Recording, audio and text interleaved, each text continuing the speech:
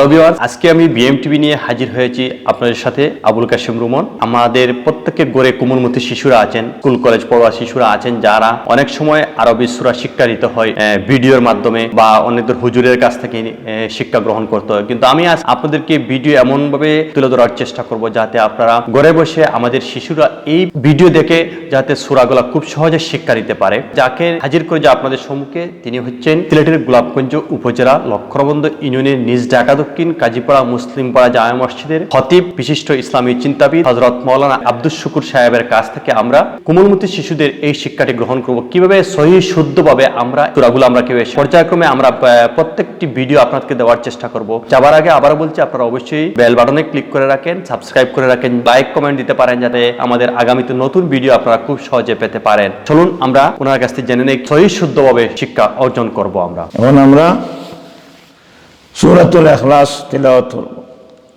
বিসমিল্লাহির রহমানির রহিম। কুল হুয়াল্লাহু আহাদ আল্লাহুস সামাদ লাম ইয়ালিদ ওয়া লাম ইউলাদ ওয়া লাম ইয়াকুন লাহু কুফুয়ান আহাদ।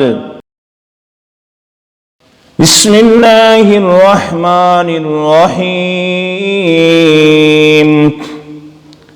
কুল হুয়াল্লাহু আহাদ আল্লাহুস সামাদ লাম ইয়ালিদ ওয়া লাম ইউলাদ ওয়া লাম ইয়াকুন লাহু কুফুয়ান আহাদ।